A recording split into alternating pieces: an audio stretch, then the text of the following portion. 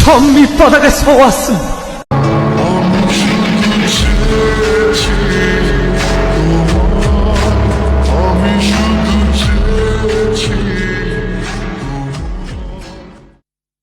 Sugar মনের হাজারো আফসোসের মাঝে হঠাৎ করে কর্কশ্বরে সুগার ফোনটা বেজে উঠল। সুগার যেটুকু মেজাজ খারাপ হওয়া বাকি ছিল এখন সেটা পূরণ হয়ে গেল। সাত সকালবেলা একদিকে তার ভাই, অন্যদিকে তার ফোন, তার কাণ্ডে পিণ্ডে কেন লেগেছে সুগার মাথায় ঢুকছে না। বিরক্তিতে মুখ চোখ কুচকে ফোনটা হাতে নিল সুগা। ফোন স্ক্রিনে জিমিনের নাম্বার দেখে সুগার মনের ভেতর লাট্টু পড়ছে। মুহূর্তেই সুগার বিরক্তিতে নিমষে যাওয়া মুখে খুশি ঝিলিকতে উঠল। দ্রুত ফোনটা রিসিভ করে কানে ধরল। ফোনের ওপাশ থেকে সুগা কি যে শুনল, মুহূর্তেই সুগার মুখটা ছোট্ট হয়ে গেল। কাঁদো কাঁদো মুখ করে ফোনটা কেটে রেখে দিল সুগা। তারপর সুগা তার ভাই মানে শাহরুখ খানকে ঠেলতে লাগলো থানায় যাওয়ার জন্য। সুগা, মেরে ভাই, তেরা क्या हुआ? এরকম ঠেলতাছিস কেন আমারে? ওফো ভাইয়া, তুমি কি একটু স্বাভাবিকভাবে কথা বলতে পারো না? দয়া করে একটু স্বাভাবিকভাবে কথা বলতে শেখো। তুমি যদি সারাক্ষণ এরকম খ্যাঁকা খ্যাঁকা করতে থাকো না, দেখা যাবে তোমার কপালে কোনো পৌ জুটবে না। সুগা, মেরে ভাই, দেখ क्या हो रहा है मेरे साथ। তোর কথা শুনে আমার গলা দিয়ে আর আওয়াজও বেরোচ্ছে না। আওয়াজও বেরোচ্ছে, সাথে মোটর সাইকেলও চলছে। এবার জলদি চলো থানায়। অন্যদিকে জেমিনার ঘরে এক হাতে জেমিনার ফোন, অন্য হাতে একটা কাগজ নিয়ে বসে আছে জেমিনার বিছানায়। মানে জেমিনের নাম্বার থেকে সুগার কাছে কল দিয়েছিল এবার প্রশ্ন হলো, ঠিকই এমন বলেছে যে সুগার মুখটা এমন ছোট হয়ে গেল? জিমিনার ফোনটা নাইট স্ট্যান্ডে রাখলো। তারপর হাতে থাকা কাগজের ভাঁজটা খুলে চোখের সামনে মেলে ধরলো। জিমিনকে ডাকতে জিমিনের ঘরে এসেছিল তবে জিমিনের ঘরে ঢোকার পর দেখতে পায় জিমিন ঘরে নেই। আসলে গতকাল রাত্রে তো জিন বেগমের সাথে জিমিন ঘুমিয়েছে। জিমিনকে না পেয়ে ঘর থেকে বেরিয়ে যেতেই নিয়েছিল তবে বেরিয়ে না গিয়ে জিমিনার বই খাতা গোছাতে লাগলো। আবার জিমিনা গোছাতে এলে দেরি হবে আর তাদের থানায় পৌঁছাতেও দেরি হয়ে যাবে। চাচুকে যে খুনাখুনি টেবিলে দেওয়া যাবে না, তাহলে ঘোর বিপদ। তাই জন্য আর চারপাশ না ভেবে জিমিনার বই খাতাগুলো ব্যাগে তুলতে লাগলো। বই ব্যাগে ভরতে গিয়ে লক্ষ্য করলো একটা বইয়ের ফাঁক থেকে একটা কাগজ বেরিয়ে আসছে। কৌতূহল বশতই কাগজটা দিয়ে বের করলো। কাগজটা চোখের সামনে মেলে ধরতে বেশ অবাক হলো এটা একটা চিঠি। দ্বিগুণ কৌতূহল নিয়ে চিঠিটা পড়লো। আর এই চিঠিটা ছিল আমাদের সুগার পাঠানো সেই চিঠিটা। মূলত এই চিঠিটা পড়ার পরে সুগারকে কল দেয়। যদিও আগেই সুগারকে কল দেওয়ার কথা ছিল, কিন্তু ফোনের ব্যালেন্স শেষ হয়ে গিয়েছে। সেই সময় জিমিনের ফোন থেকে কলটা করা আর কি। চিঠিটা রেখে দিল, ঠিক যেমন ভাবে বইয়ের মধ্যে ছিল ঠিক তেমন ভাবেই। গুটি গুটি পায়ে চলে গেল বাইরের এক্সট্রা রুমে। সেখানে গিয়ে দেখতে পেল জিমিন মরার মতো পড়ে ঘুমাচ্ছে। নির্ঘাত রাতে তো মা মেয়ে মিলে কান্নাকাটি করতে করতে ঘুমিয়েছে। নিঃশব্দে জিমিনের পাশে বিছানায় বসলো। আলতো করে জিমিনের মাথায় হাত রেখে হাত বোলাতে লাগলো। হঠাৎই মনে পড়লো সুগার লেখা সেই চিঠিটার কথা। জিমিন কিভাবে তার থেকে লুকাতে পারলো কথাটা? রাগে ক্ষোভে জিমিনের মাথার চুল খাপছে ধরলো। ব্যথার তলায় সঙ্গে সঙ্গে জিমিনের ঘুম ভেঙে গেল। আহ, করছিসটা কি? সকালবেলা এসব কি শুরু করলি? বিয়াদব মাইয়া, তোকে সুগা লাভ লেটার পাঠাচ্ছে আর সেই বিষয় তুই আমাকে কিছুই বললি না। বলতে বলতে জিমিনের বাহুতে একটা ঘষে বসিয়ে দিল। জিমিন এক লাফে উঠে বসে পড়লো বিছানায়। আজব তো, তাই বলে সাত সকালবেলা তুই এমন করবি আমার সাথে? আমার ঘুমেই তো রফা দফা করে দিলি। এমনিতে শেষ রাত্রে ঘুমাইছি, মাথা ব্যথা করতেছে অনেক। তো আপনাকে কে বলেছিল রাত্রে কান্নাকাটি করতে? দেখতে আম্মুকে সামলাতে পারছিলাম না। আমি মোটেও সারা রাত কান্নাকাটি করিনি। তুই তো আরাম মতো ঘরে গিয়ে দরজা ঘুমিয়েছিলি। এদিকে আমার একা হাতে আম্মুকে সামলাতে হচ্ছিল। আম্মুকে কিছুতেই বোঝাতে পারছিলাম না যে বিয়েটা আমরা আটকে ছাড়বো। এই জিমিনের মুখের দিকে তাকিয়ে আছে। জানিস তো তে, আমার না বাবার কথাবার্তা একদম ভালো ঠেকতেছে না। ওসব আপাতত বাদ দে, আগে তুই আমাকে এটা বল, সুগা তোকে লাভ লেটারটা কবে দিছে? হ্যাঁ, ওই যে যেদিন ভাইয়া বাড়ি থেকে চলে গেল সেদিন।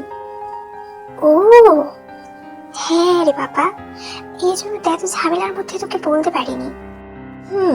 বুঝলাম। তো সুগাকে কোনো উত্তর দিয়েছিস? আরে না, ওই ভ্যাটকা বিলাকে কি উত্তর দেব? আমাকে জিজ্ঞেস করছিল আমি কোনো কিছু পাইছি নাকি। আমি বলছি কিছু পাই নাই। মিথ্যে কেন বললি? দেখতে সুগাকে আমি সবসময় আমার বেস্ট ফ্রেন্ডের নজরে দেখে এসেছি। তুইও যেমন, সুগাও তেমন।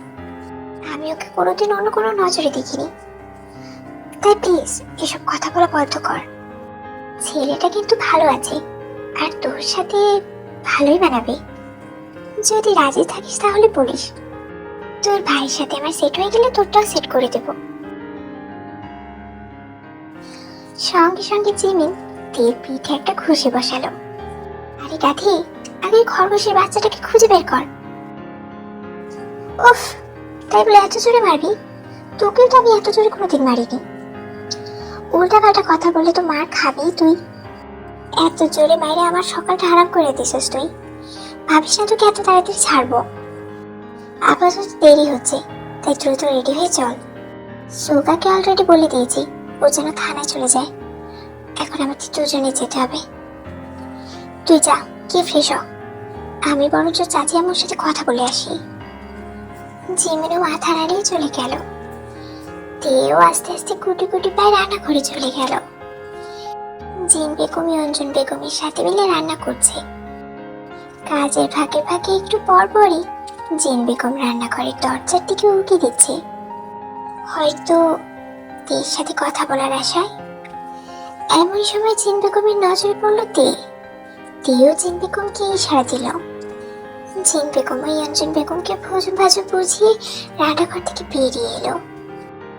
জিন বেগম তড়িঘড়ি করে তের কাছে এলো। হ্যাঁ রে মা, ঠিক আছিস তুই? হ্যাঁ চাচি আম্মু, আমি ঠিক আছি। আচ্ছা শোনো না, এখনই আমাদের বেরোতে হবে। এমন সময় পেছন থেকে গুরু গম্ভীর গলায় আরেম সাহেব বলল, কেন দে, এত সকালে কোথায় যাবি?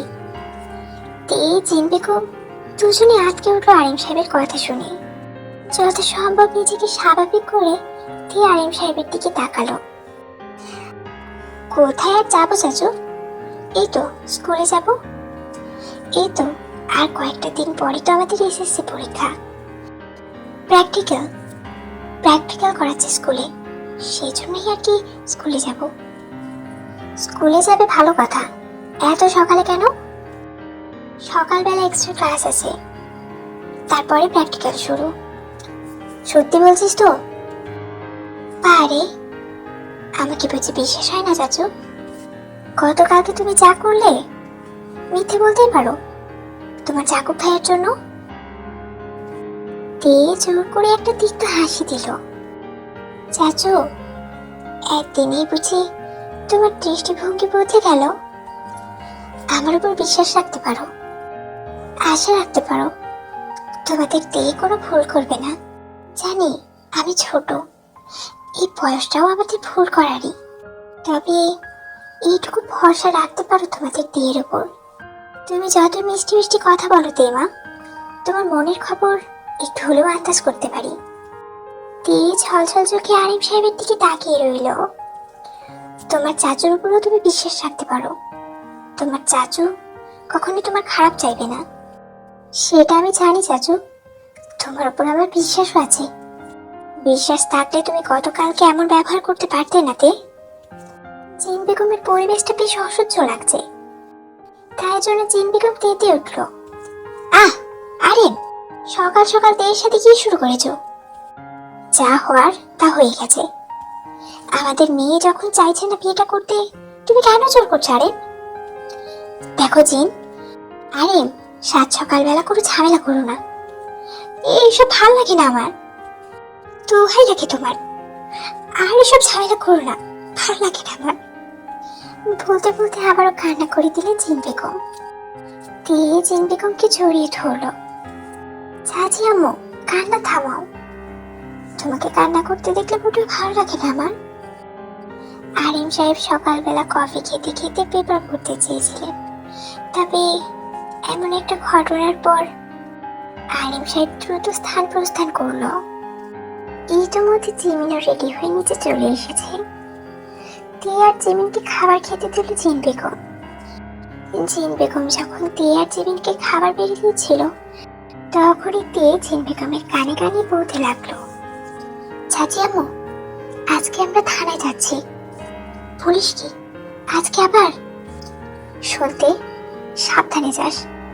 আচ্ছা, আমি তোদের সাথে যাই। না না চাচি আম্মু, তুমি যেও না, চাচু সন্দেহ করবে। আর তাছাড়াও সুগা আছে তো, আর সুগার বড় ভাই যেহেতু পুলিশ অফিসার, আমি সবটা সামলে নিতে পারবো।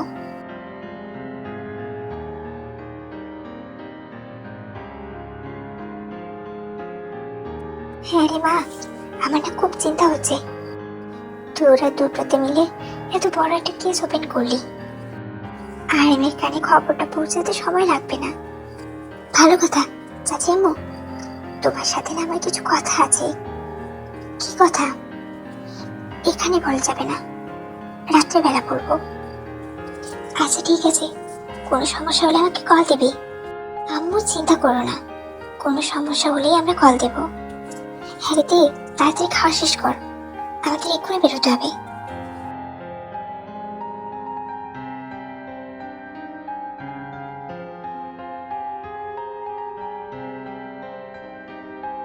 তারপর দিয়ে জিমিন দ্রুত খাবার শেষ করে তার বেরিয়ে পড়লো। অন্যদিকে জাগুক, জিহো, বগুক, ইয়োনো ওরা চারজনে মিলে ল্যাপটপে কি যেন একটা করছে। প্রায় 2 ঘন্টা হতে চললো, এখনো একজনের কোনো টু শব্দ পাওয়া যাচ্ছে না।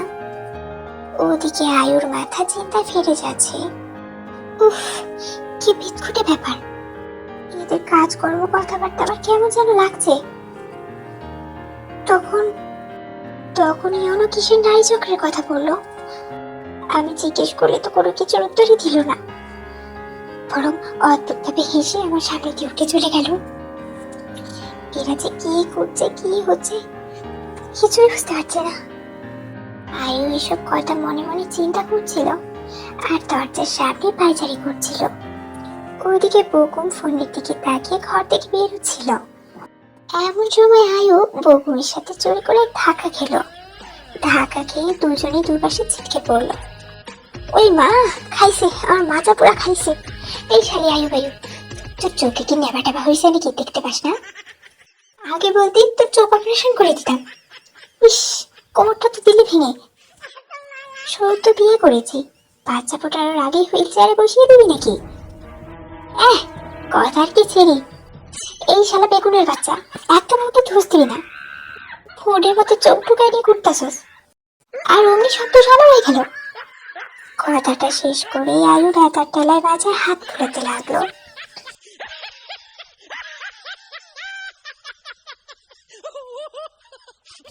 এমন সময় জিহু বেরোলো।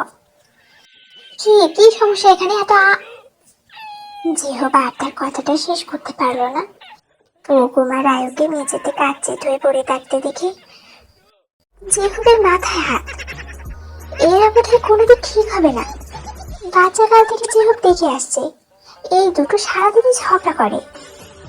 জিহু আজ পর্যন্ত বুঝে পেল না আয়ু কিভাবে বকুমকে পছন্দ করলো, যেখানে দুজন সারাদিনই সাপে নেউলের মতো ঝগড়া করে। এরই মাঝে জাঙ্কুক আর ইয়োনো বেরিয়ে এলো ঘর থেকে।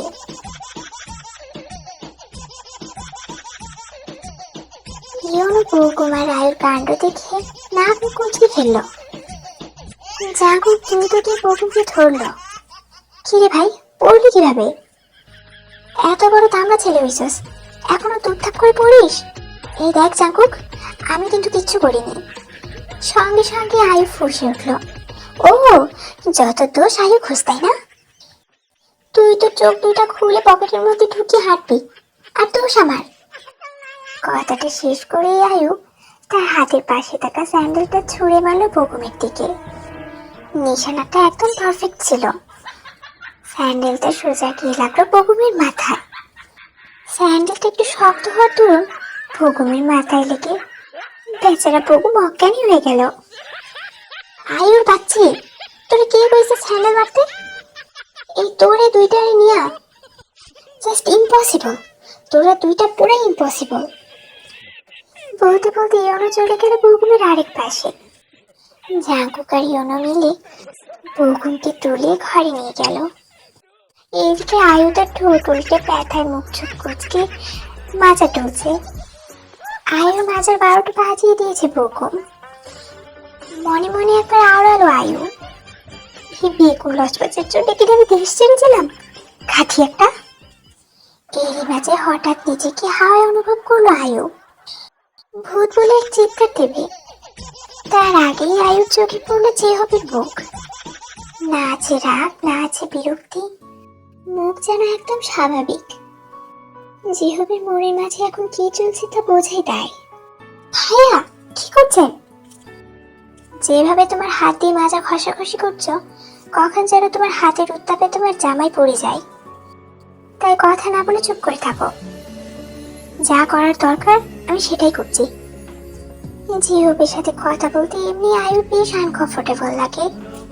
তার মাঝে এমন একটা পরিস্থিতি, জিহব কিনা তাকে ভাজা করে তুলেছে। কোনো মতো জিহবের স্বার্থ ধরেছে আয়ু। মিস আয়ু, তোমার যদি আবারও মেঝেতে পড়ার ইচ্ছা থাকে তাহলে আমাকে বলতে পারো, আমি তাহলে তোমাকে ছেড়ে দেব। প্রথমবার তো ব্যথা পেয়েছো, এবার পড়লে নির্ঘাত হাঁটি খুঁটি ভাঙবে, তখন নিশ্চয়ই খুব ভালো হবে। আয়ু কনফিউজিং লুক দিয়ে জেহবের দিকে তাকিয়ে রইল। সঙ্গে সঙ্গে জেহব মারল এক ধমক, ভিডিও ঠিকভাবে ধরো নইলে এক আছে মারবো। জেহবের ধমক খেয়ে আয়ুর আত্মা কেঁপে উঠল। সঙ্গে সঙ্গে আয়ু তার 2 হাতে শক্ত করে ধরল জেহবের গলা। জেহব আর কিছু না বলে বড় বড় কদম ফেলে আয়ুকে নিয়ে চলে গেল আয়ুর রুমে। তারপর বিছানায় আয়ুকে সুন্দর করে শুয়ে দিল। তারপর আয়ুর দিকে আর একবারও তাকালো না, এমনকি কোনো কথা বললো না। কটকট পায়ে রুমটি প্রস্থান করলো। অন্যদিকে বকুমকে রেখে জাঙ্কুক আয়ুর কাছে আসছিল। তবে প্রতিমধ্যে জিহবের কোলে আয়ুকে দেখে আর কদম বাড়লো না জাঙ্কুক। শুধু ট্যাপ ট্যাপ করে তাকিয়ে রইল জিহব আর আয়ুর দিকে। জিহব আয়ুর ঘর থেকে বেরিয়ে সোজাসুজি জাঙ্কুকের সামনে এসে দাঁড়ালো। যা ভেতরে যা, কে তোর বান্ধবীর সেবা কর। যা বুঝলাম মাঝে ভালোই ব্যথা পাইছে, ওদিকে আমি বকুমের কাছে যাচ্ছি। কথা শেষ করে জিহব আর 1 সেকেন্ডও দাঁড়ালো না, বড় বড় কদম ফেলে চলে গেল বকুমের রুমের দিকে। আর জাঙ্কুক হাবলার মতো দাঁড়িয়ে রইল।